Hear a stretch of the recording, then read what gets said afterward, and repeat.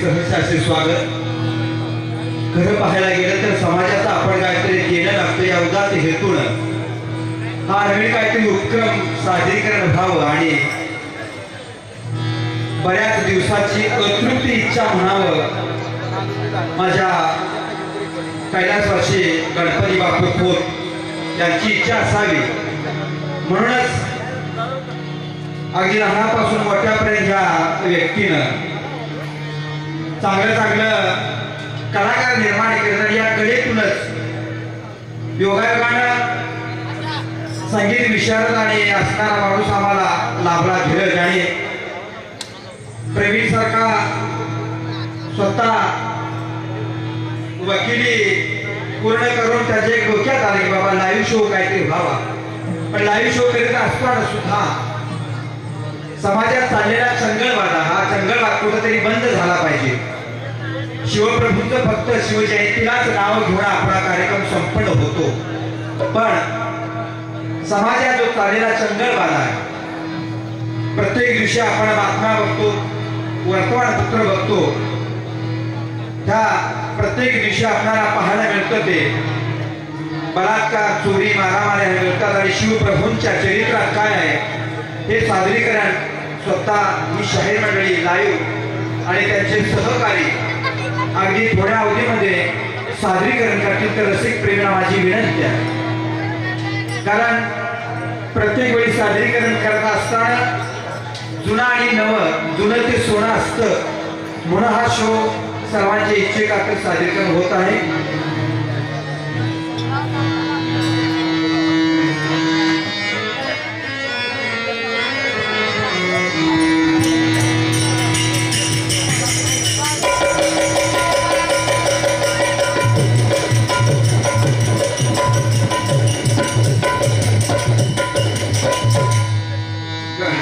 Yeah.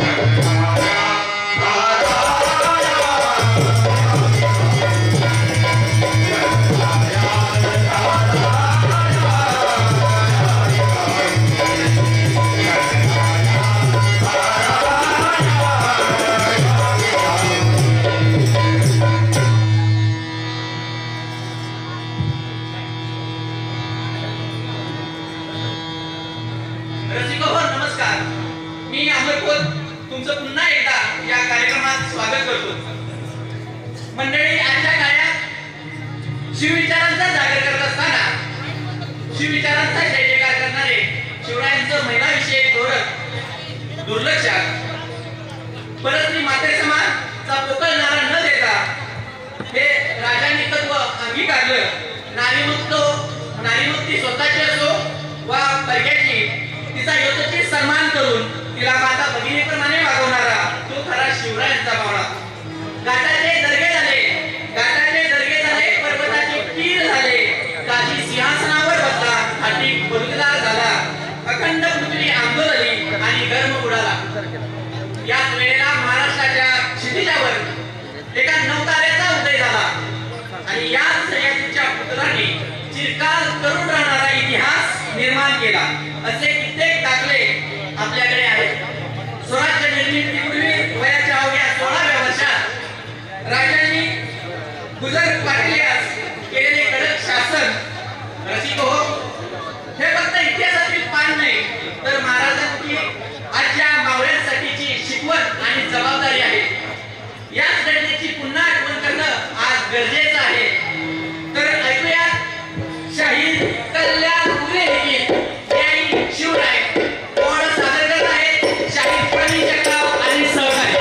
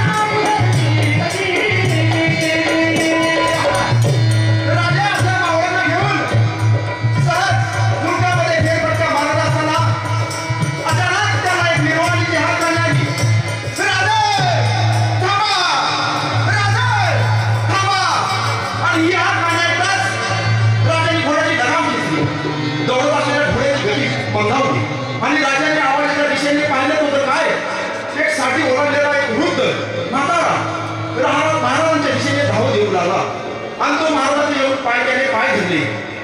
राजाने त्या म्हाताऱ्याला उठवले. तेव्हा तो म्हातारा बोलू लागला, राजा न्याय करा, राजा न्याय करा. राजा चोरी केली. राजा कुंपणाला शेत घाले. राजा कुंपणाला शेत घाले.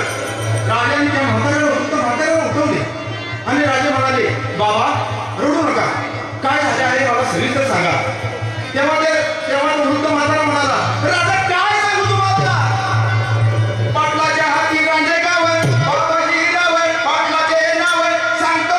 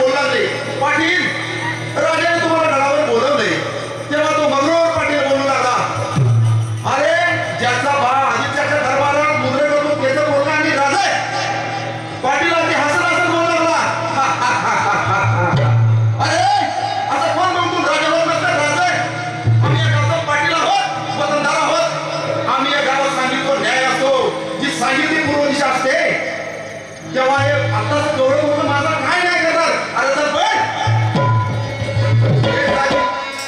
हे साजी गेले धावून